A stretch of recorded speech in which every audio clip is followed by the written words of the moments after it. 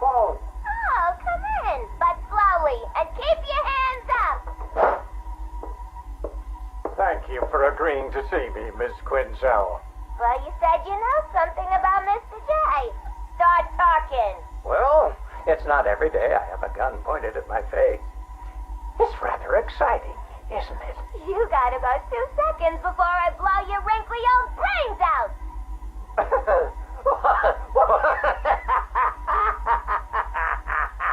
What's so funny? I'm just remembering an old joker. Oh, sorry. I meant joke. I don't listen to jokes no more. What's red and flat? A baby under an anvil. Why couldn't the policeman catch the thief? Because his legs have been cut off. A father takes his family to the amusement park.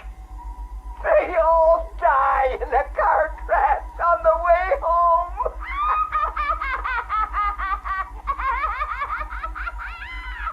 You're real funny. You know, I ain't laughed like that since. I miss my pudding. Oh, poor Harley. I've missed you too. Patient interview, October 15th. Please state your name. Henry Adams. What is this place, Batman? Where am I? You're here for your own safety, Henry. You could be sick. Sick? I've never felt better in my whole life. You're sure? No mood swings, behavioral changes? Absolutely not. Those people in the other cells. Who are they? Their blood was contaminated. Like yours. What? I mean, I'm not the only one. I think you're the key to helping them. Those smiles. I've seen that before. It's him. The Joker. We'll find a cure, Henry. We're in danger, Batman. You can't risk that kind of evil escaping into the world. You should kill them. All of them. It's the only way to be sure. That's all for now, Henry. Interview over. Mrs. Q, this is Mr. J. Come in. Over. Reading you loud and clear, Mr. J. My infiltration remains utterly flawless. Operation Pudding Break is a go. Yippee! How are my babies? They're in rude health, my dear. All dying to meet Mommy. Now, you remember the plan, don't you? Yeah. I don't really want to hit you over the head, though. It's gonna hurt. We've been over this, my little knuckle duster. It's the only way to convince Batman that I'm to be trusted. You do want to kill him, don't you? Yeah. Okay. Ooh, after dash. Bird Boy's coming. See you soon. Mr. J, over and out.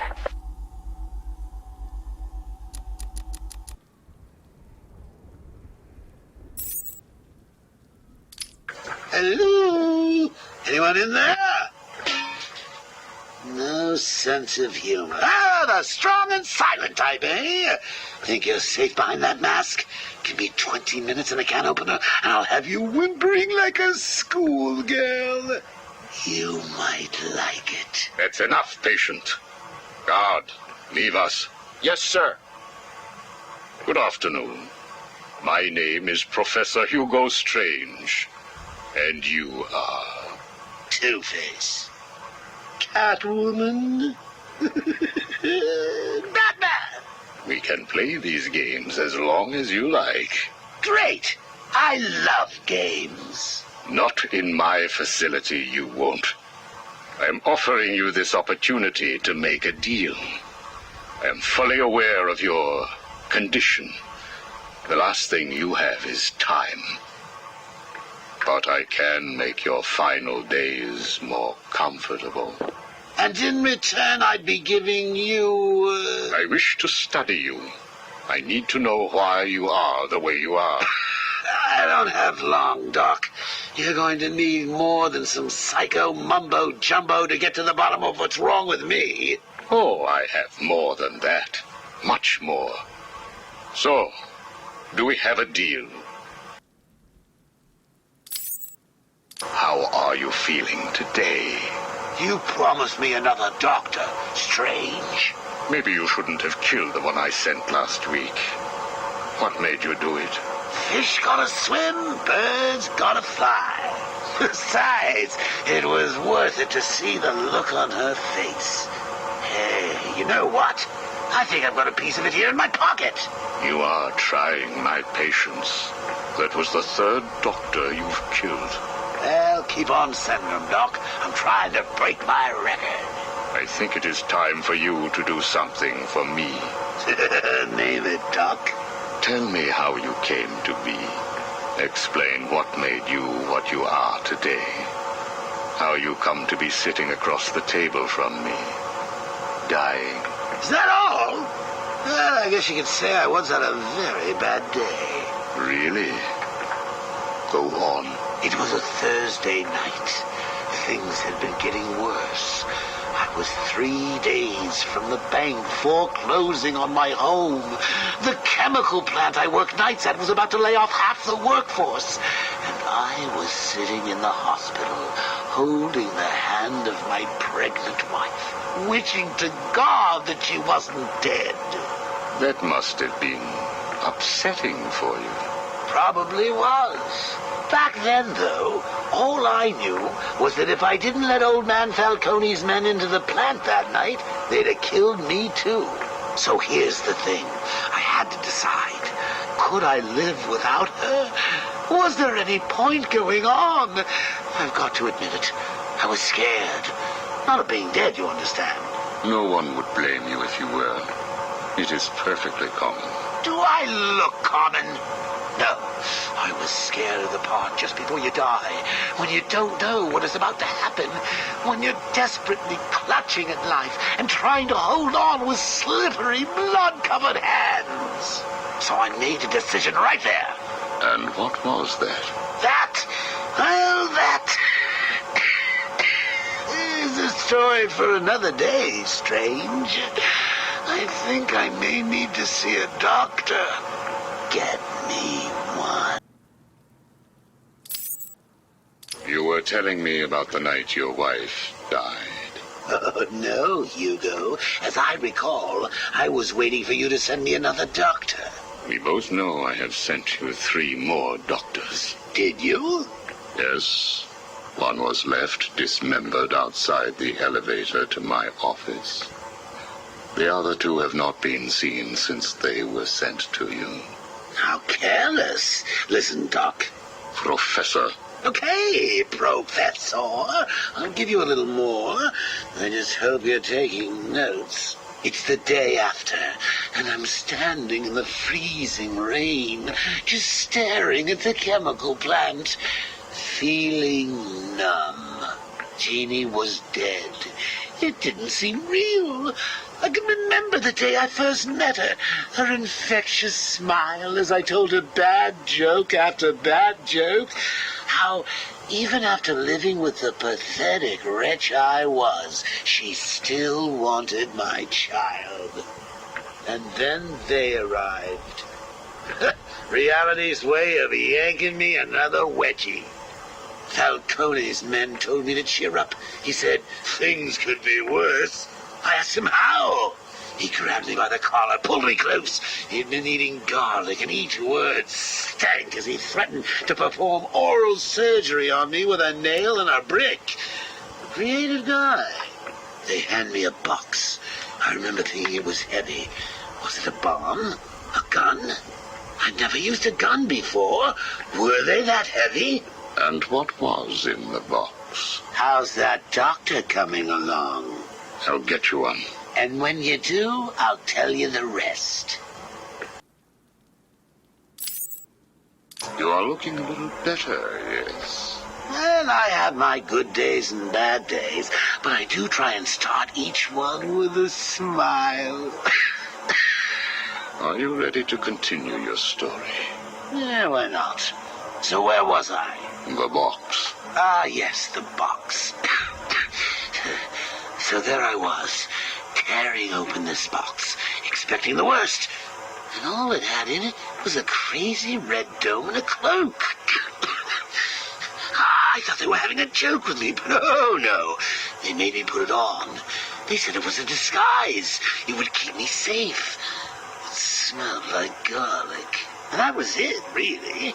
I was dressed up like a spaceman, barely able to see, trying to break into the one place in this town that had given me a job. Have you ever tried to walk with an enormous fishbowl on your head? Don't answer that. It's hard. I couldn't see where I was going. I must have tripped one of the alarms. I heard muffled gunfire. I panicked and tried to run. And then I saw him. Who? Batman. Really? Yes, really. Batman tried to hit me. I moved out of the way, but, well, what you need to understand is I had this giant bowl on my head, and I lost my balance. It's like life, really. 1 minute everything's bad, the next your wife's dead and you're hanging on for dear life, suspended over a tank of experimental chemicals. I'm sure he'd say he tried to save me, but we all know he didn't. I fell. For a second, just as I hit the surface, I thought I may just get away with this. I assume that wasn't the case. Do I look like I got away with it? I was drowning. The chemicals were burning my skin. My entire body felt like it was on fire. And it was all his fault. Whose fault? Batman's? Who else? Yours? Come again? Let me tell you what I believe. I believe that you have fabricated a series of events that you use to conceal the truth about your condition. I have read 12 different accounts of your past. All different, except for one detail. Batman. What can I say? I like to keep things interesting. A wise man once told me that if you have to have an origin story, you're better off making it multiple choice. And never facing up to the truth of what happened. What you did. How you got here. Oh, I know exactly how I got here. A big truck brought me here from Arkham. You remember the asylum, don't you? Of course. Well, good. Because I'd hate to think that I'd fabricated seeing you watching me in my cell all those times. Excuse me? Hugo, you merry maniac. You were obsessed with me. You all were trying to get in here. Next thing you'll tell me it wasn't you who sent old Sharpie over the edge. Nice work, by the way. Thank you. So here's the thing. If you want to make sure that no one else finds out about your past, you should stop poking your nose into mine. Oh, and send me another doc. I think I need a second opinion.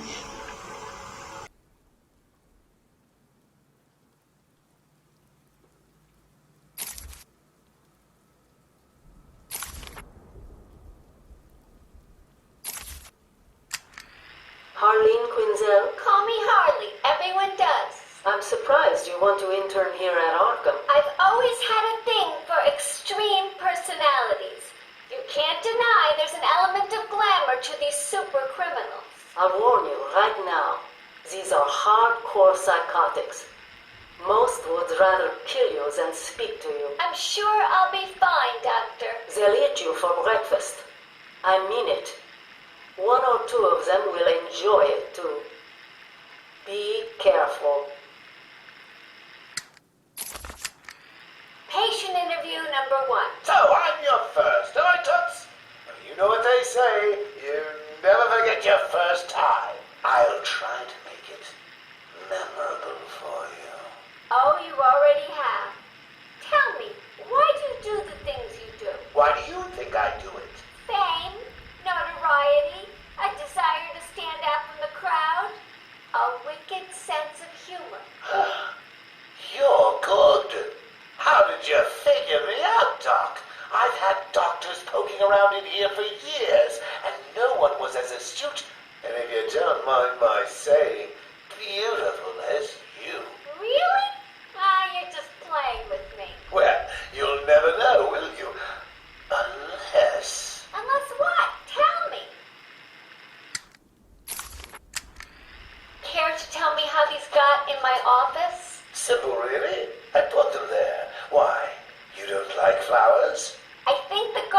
be interested to know you've been out of your cell. Oh, if you really were going to tell, you already would have. How do you know I haven't already? Oh, sweet, I like you. I really do. Even your name. Rework it a bit and we get... Harley Quinn, like the clown. I know, I've heard it before. It's a name that puts a smile on my face. It makes me think there's someone here I can relate to. Someone who might like to hear my secrets. Really? Go on. Not here, my dear. Too many ears and eyes. Come back tonight. I'll be ready for you. He's crazy, you know. Who? Batman? No, Santa Claus. Of course, Batman. Always Batman. I've seen it in his eyes. Screaming mad stalkers. And dishonest. Hiding his face behind a fright mask. Well, no masks for me. I have nothing to hide. I laugh at the cruel absurdity of the world. But Batman, he's got them all fooled. He's made them think he can make a difference, that he can actually make things better.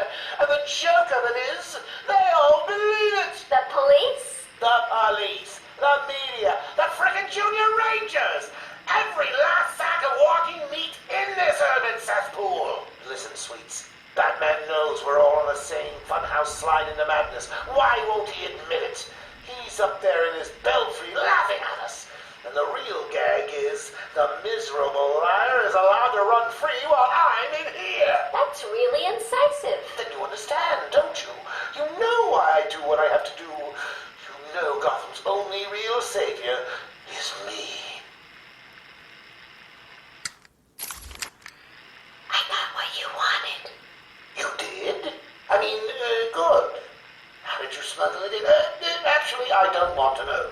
So are you ready to stop that evil, murdering bat once and for all? Of course I am. He needs to pay for what he's done to you. Give it here then, quickly.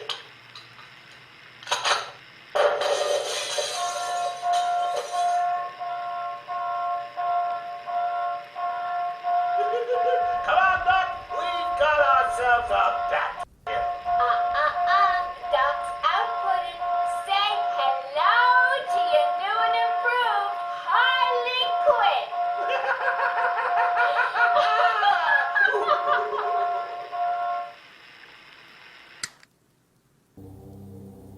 Log entry, BT42.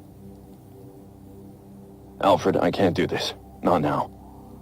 If you don't make time for this now, Master Bruce, then when will you?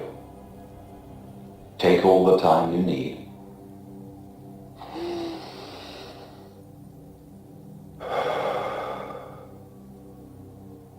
I didn't know so much could go so wrong.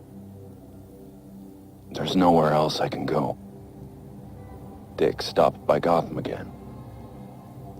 Our meetings lately have been strained. I pushed him away.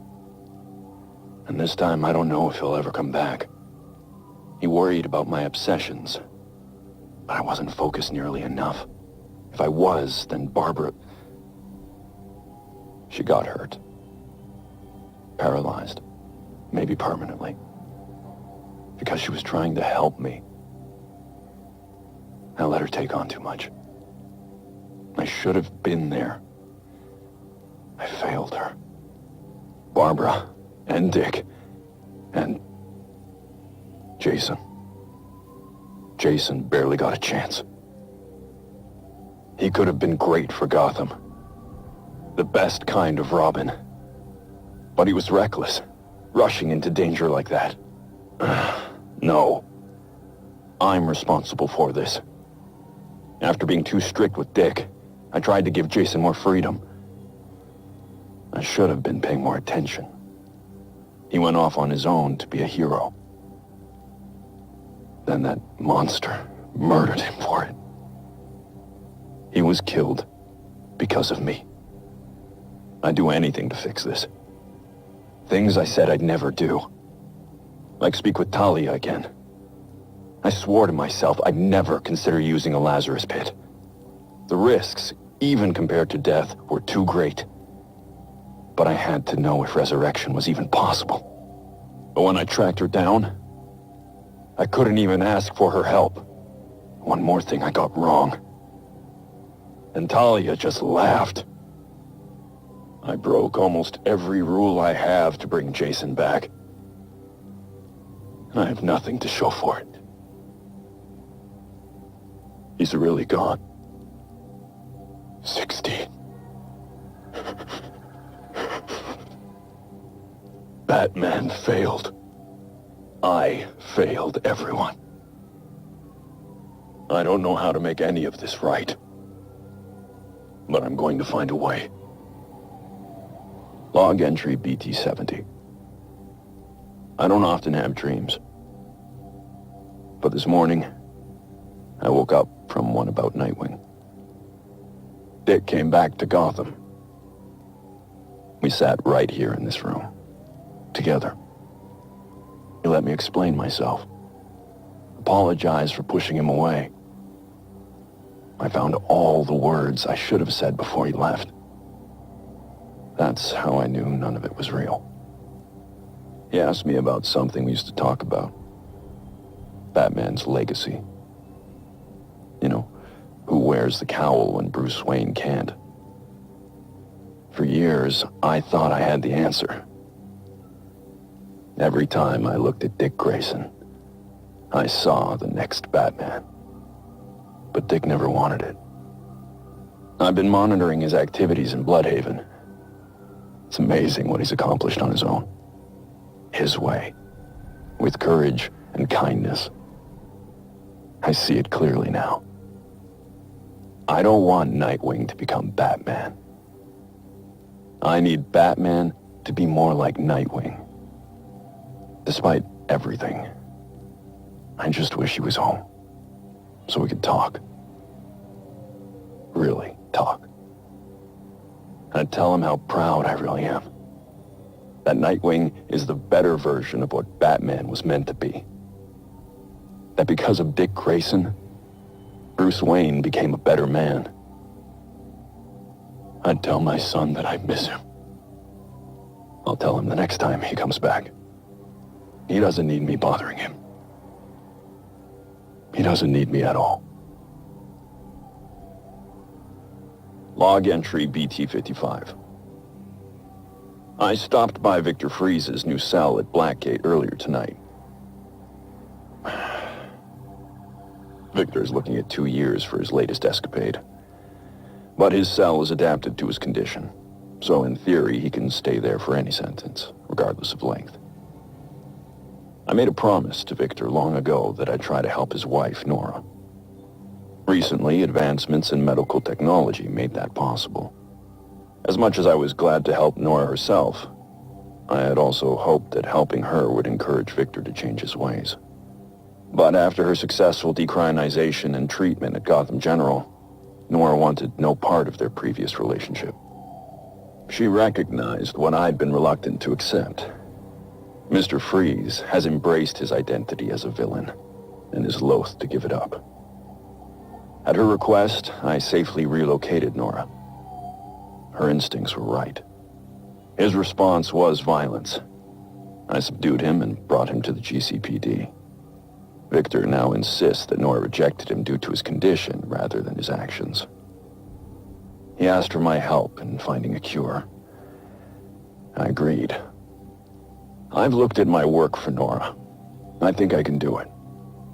That will let him live more comfortably. But I told him it won't bring Nora back. Until Victor accepts that his problems are because of his violent behavior, he'll keep returning to the same criminal patterns. I only hope I can make him understand that.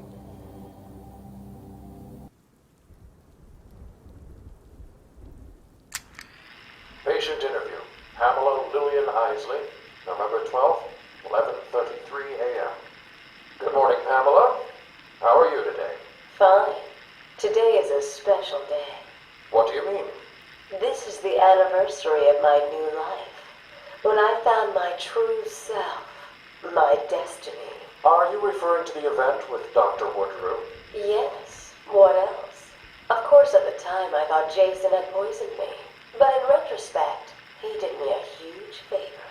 And why do you believe what he did has helped you? He showed me the bigger world. A world I should protect. Of course, my first offer was rejected. Offer? You tried to kill everyone in Gotham. Well, sometimes you need to prune back hard in order to make something flourish. Patient interview, Pamela Lillian Isley, November 14th, 10:21 a.m. Hello, Pamela. Today I'd like to go back to something you said in our last conversation. Ask me anything you like. You said your first offer to help Gotham was rejected. How can you possibly believe that? What do you mean? You released thousands of poisonous spores into Gotham, killed hundreds of people. How does that help anybody? I'm not interested in bodies, Doctor. Horrible fleshy sacks walking around destroying my poor babies with their greed and arrogance. But aren't you one of those fleshy sacks? Were a doctor too. How can you turn your back on us? Quite easily as it happens. But not you, Stephen. You're different. I feel we have a connection. Really? You do? Of course. Pamela, I got you what you asked for. Do you like it? Oh yes, Stephen, I love it. Such a beautiful flower. Do you mind if I keep it? Oh no, Pamela, I can't leave it. It's against all the rules. I'll just bring it and show it to you when I visit. But it's me, Stephen. I get so lonely on my own. You wouldn't want me to be lonely, would you? No, of course not. You keep it. Just don't let anyone see. Really, no one. You can trust me, Stephen. Thank you. Now give me a kiss. I can't. People will see. No one's watching. What's wrong with you? Don't you love me? Call me Ivy. Of course I love you. Where is Dr. Kellerman? How should I know, Warden? It does seem careless of you to have lost him. I have no time for your games, Miss Isley. Tell me where you have him. We have security footage of you and him leaving your cell last night. So? Do I need to spell it out?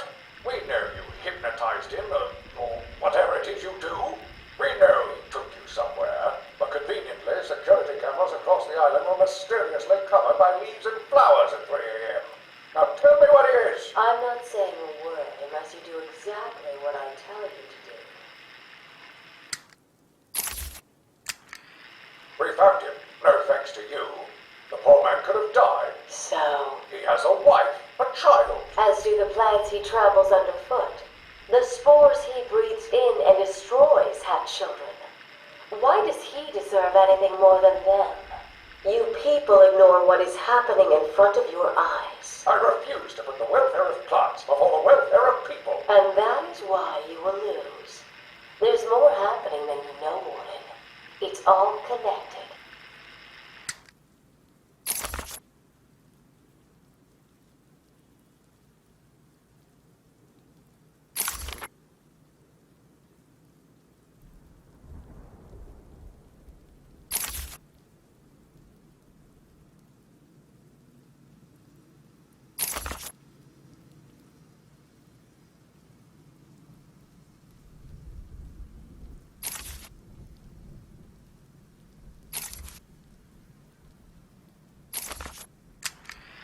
Patient interview 1.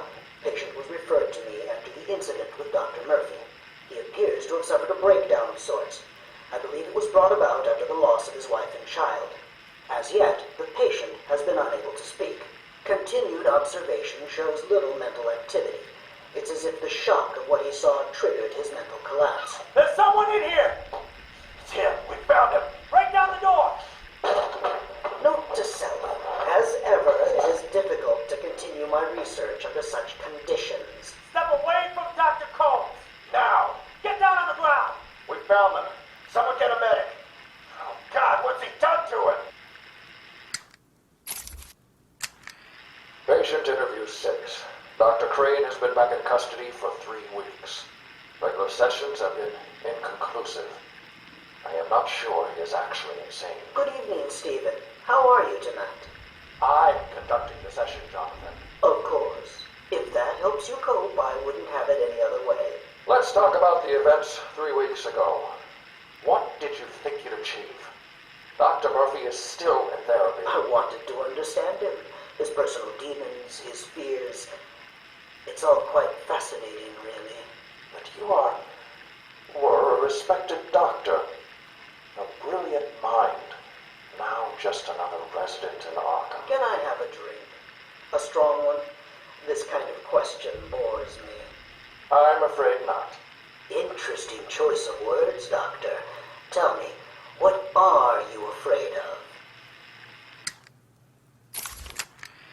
Patient interview 9. Dr. Crane continues to evade questions. I believe he is quite sane, just evil. He takes no interest in the people he has hurt. His research appears to be the only motivating factor in his life. What is it about fear that drives your obsession? Fear drives everything, Stephen. Everything. Your life is governed by fear. Every decision you make is a product of that fear. Don't be ridiculous. You married your wife, Margaret, isn't it? Because you were scared of dying alone. You have children because you're scared of leaving nothing behind that really matters. You go to the doctors because you're scared of dying. Do I need to go on? No.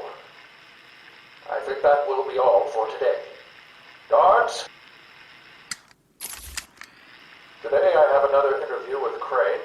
I cannot say I am looking forward to it. I've been feeling anxious. I don't like to admit it, but I think he's getting to me. How are you today? I keep telling you, this is my session. It was your session, Doctor, but not anymore. Are you okay, Doc? I think... yes, Oh, he's fine. Just questioning his grip on reality. You should be doing the same any second. Huh? Is that you? Wait, what are you doing? Get off of me. Help! I need help here! I can't breathe! Like I said, you're all part of my experiment now. Asylum interview 1. My experiment is underway. Working alone, I have created my ultimate fear gas. Its potency, a revelation. They're all over me! Please, Daddy. Don't do it! Good one. I have pumped enough gas into the medical center to break 100 minds. It should only be a matter of time before... What? Give it up. Now! How are you still standing? How come it's not affecting you? Who says it's not? I knew it. What was it like? What have you seen? Officer Cash, get this formula to the air conditioning system now. You failed, Crane. Again. I've been working with Dr. Kellogg in creating an antidote to the toxins in your cologne. He fooled you, Crane. How does that make you feel? Threatened? Humiliated? Scared?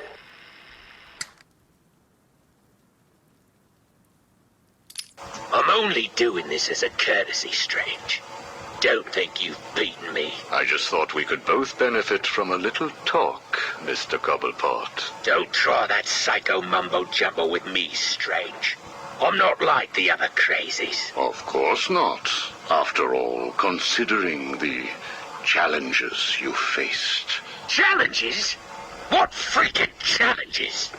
You're no better than me. No one is. I own this place. Well, to be clear, I allow you certain freedoms, but let's continue. Why do you feel the need to own anything?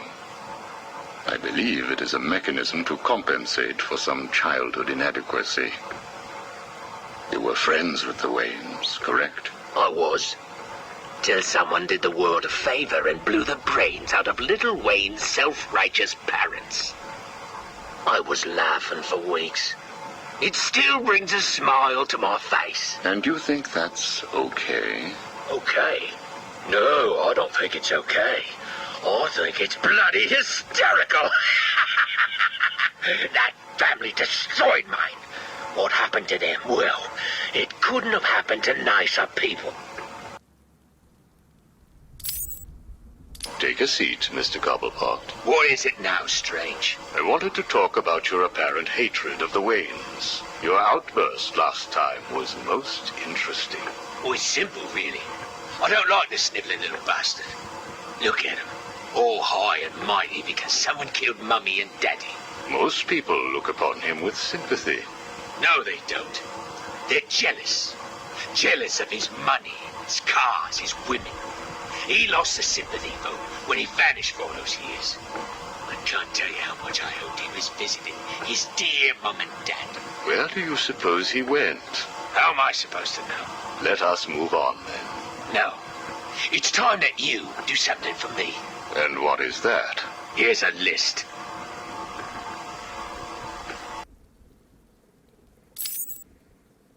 Told you, Strange. No more little questions until you give me what I want. Take a look, Mr. Cobblepot.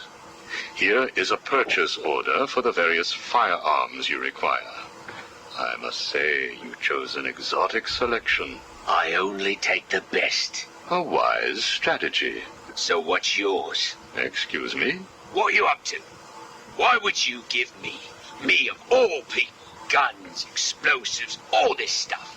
Arkham City is an experiment, Mr. Cobblepot. A new way of thinking. We've separated you from society, so I am more than willing to study the results if you all just decide to kill each other.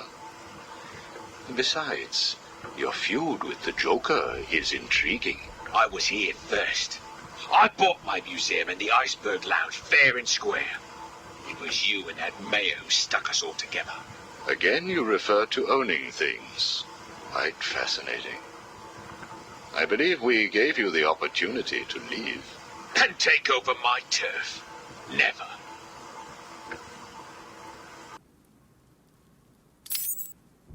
Good evening, Mr. Cobblepot. I trust you received the second delivery. Yeah, I did. I don't know what you did to those dribbling monkeys, Strange, but they were perfect. I'm glad. It appears that we can both help each other. If you say so. I suppose it doesn't hurt that by the time I'm done with them, they're usually in too many pieces for anyone to know what you're really getting up to in those rooms of yours. I have no idea what you are talking about. Of course not. So, Hugo. The clown. She really dying? It appears so. Self-inflicted, of course, but yes, he is. He has Mr. Freeze working on a potential cure, but I am sure neither of us want him to get his hands on it, do we?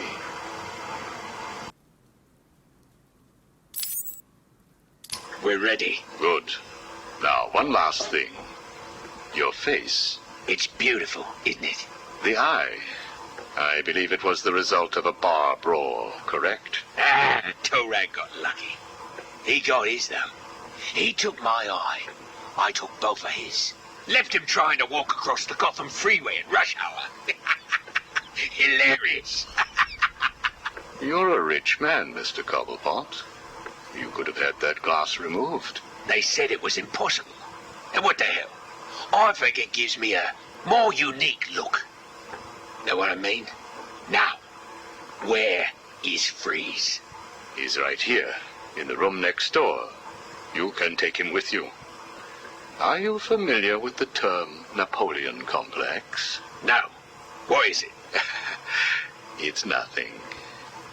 Oh, and one last thing. Here is a list of 10 prisoners I believe work for you. Yeah? So what? You want to saw their heads open and scoop out their brains too? No. I just thought you'd like to know that they are all in the employ of the GCPD. What? I believe you know what to do with them. I don't like being spied on, Mr. Cobblepot. Good night.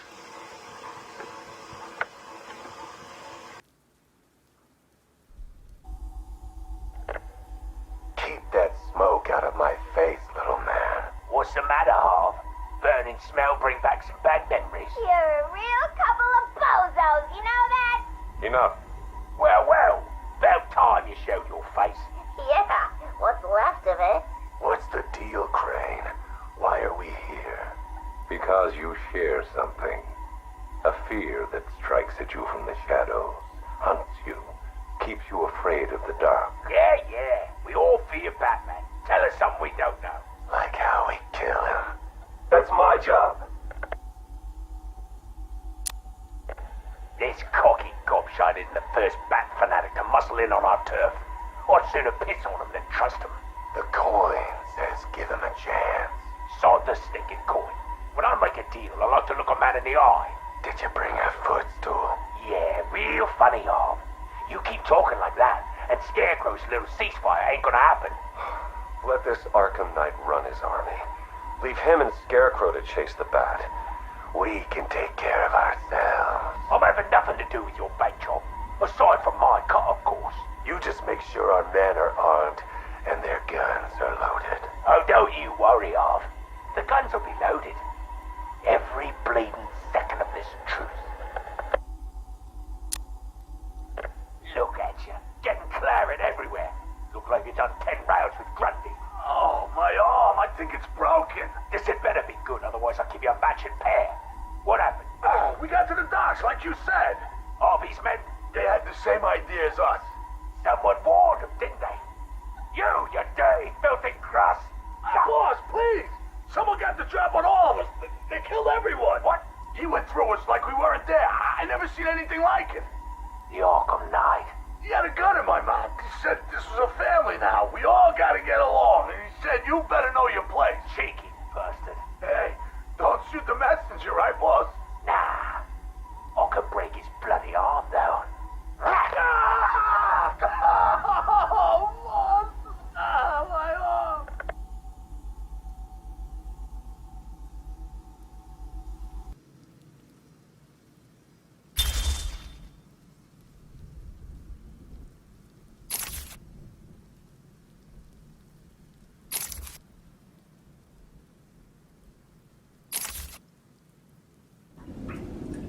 I am the spirit of Amadeus Arkham. Through my actions, I have saved this cursed city, though my own curse is to forever remain in the shadows. My story is carved into the very soul of Arkham, and will only be revealed to those dedicated enough to discover it. My family's blood ran through the heart of Gotham. We were doctors, politicians, and teachers. We have been the organ cleaning the arterial filth from the city. We have been its servants, giving all to protect it. And still it has chosen to hurt us. As Gotham's veins slowly filled with pain and suffering, the effects were felt everywhere. My father fell first, infected by some foul disease. My mother lived on, but only in a dream. I returned to the family home to care for her, where she remained in her bed for as long as her body continued to breathe. Her tears kept me awake at night.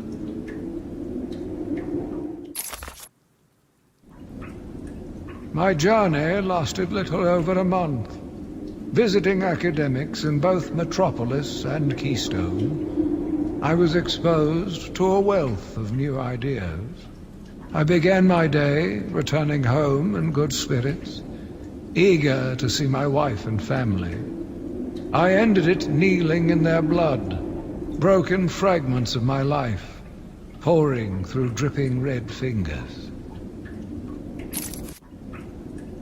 I returned to my work, but I could not shake the pictures from my mind. I should have been repulsed, but I was more eager than ever to find an explanation for why someone would do this.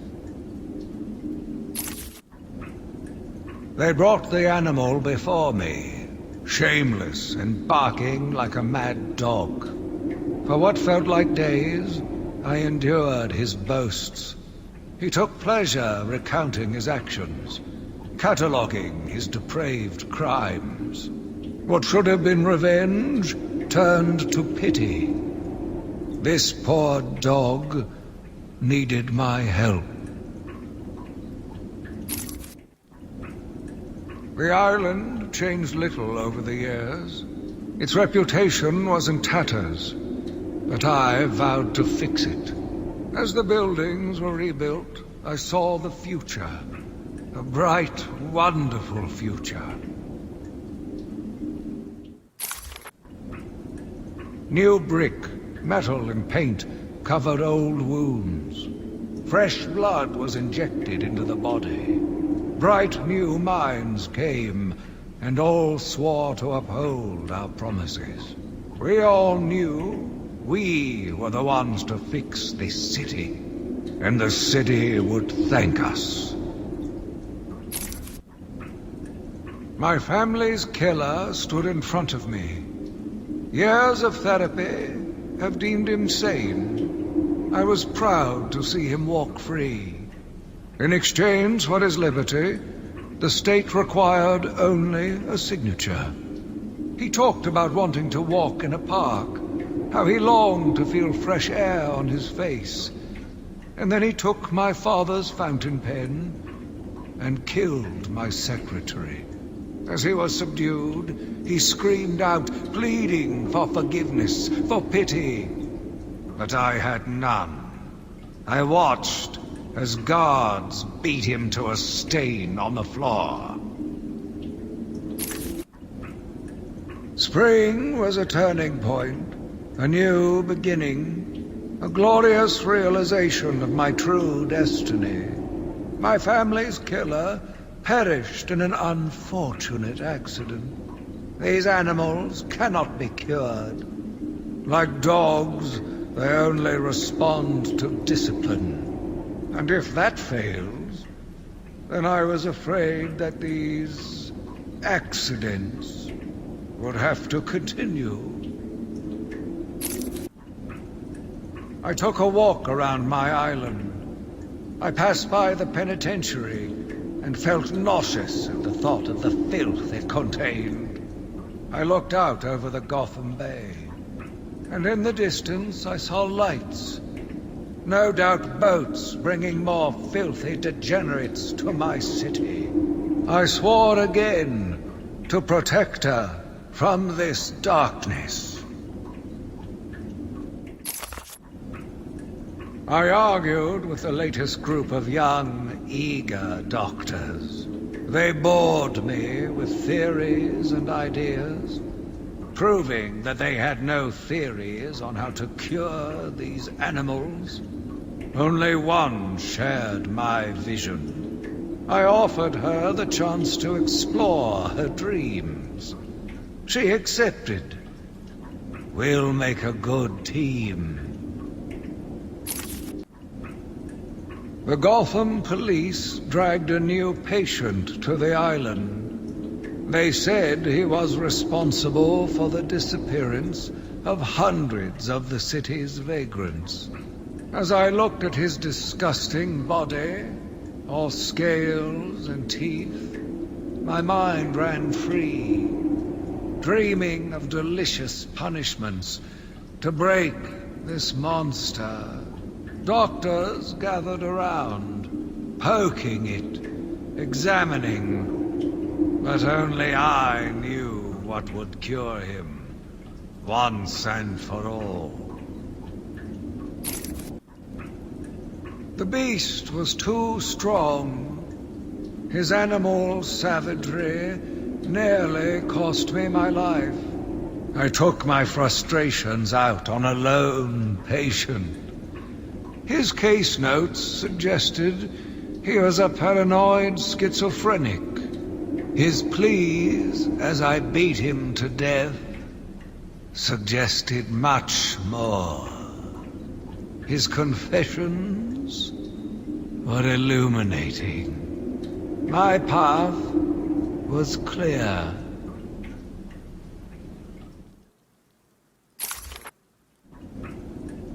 Every day I found the patients more distracting. Their insane mutterings and constant twitching disgusted me. There was only one way to cure this evil. Only one way to purify the city and ensure its future. I needed to prepare myself. I needed to be ready.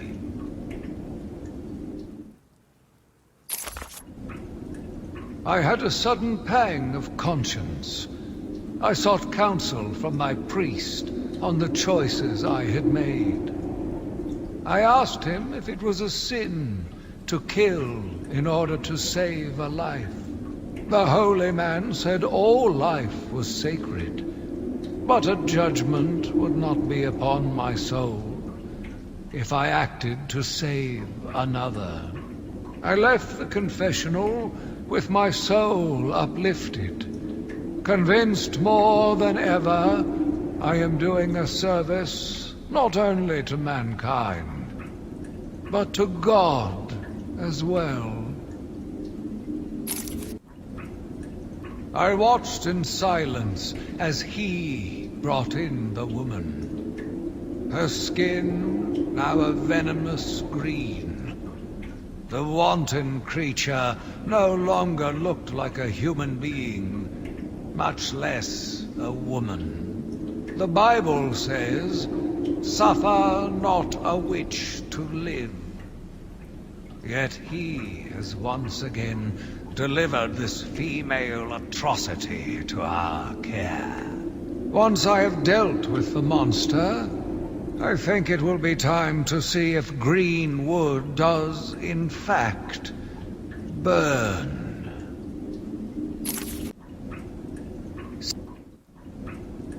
Sitting in the darkness outside of his cell, I watched the crazed twitching, listened to the disgusting words that came from his mouth.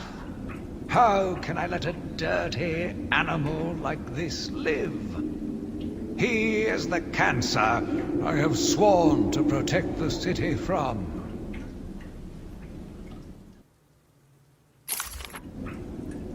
Curse me for a fool! How could I not see it until now? The monster had a confederate. I hid in the darkness near his cell, and saw with my own eyes one of the doctors whispering to him. She looked at him through the transparent barrier with tenderness, with, dare I say, desire. My skin crawled with revulsion as she kissed the glass. Fighting the urge to dash the woman's head through the glass, I let her continue. The damnable clown might have shared secrets with her that would be useful once the mad dog has been executed. I'm sure the woman will reveal what she knows to me. If not willingly, then certainly under electronic persuasion. After that, a lobotomy, I think. Unfortunate for one so young. But her lust has put the reputation of Arkham at stake. Yes, a lobotomy. The very thing. There is no other way to ensure her silence in this regrettable matter. Yet again, I found myself watching him. No one can provide a cure. He laughs in the face of those who try. Amadeus would not have let him live. And neither should I. One last sip of cognac, and I was ready. He watched as I entered the cell. He smiled as I showed him the knife. I told him how I will use it, how I will cleanse this city. And then, terror. I was paralyzed. I struggled. I screamed, but I was silent. The monster looked at me, expressionless. He ran my blade slowly across my forehead. A smile cracked across his horrible porcelain face, and I heard the filth fall from his mouth. He laughed and called me that horrible name. It must have been Crane, another one who doesn't deserve to live. Why do these people thrive on chaos? Joker, in particular, desired anarchy, and since his escape will no doubt wreak it upon my city. I feel this is the end for my diary. Joker will be recaptured. My story will be told.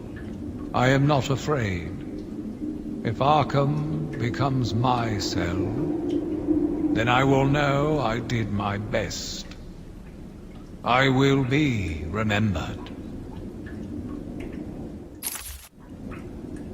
I am the spirit of Amadeus Arkham. Even though Amadeus had long since passed, his spirit lived on, surviving, moving through the walls of his asylum. When it chose me, I felt proud. I was honored to continue his work, to cleanse this city. If you are strong-willed enough to follow my tales, you are strong-minded enough to deduce my identity. Come and find me, friend. Together, we will save Gotham. My name is Quincy Sharp, the spirit of Amadeus Arkham. You have done well to decipher my story, and I pray it has helped you on your path. I trust that through my writings you will do what is right. Please, I implore you, continue my work. This city deserves a savior. Continue my work.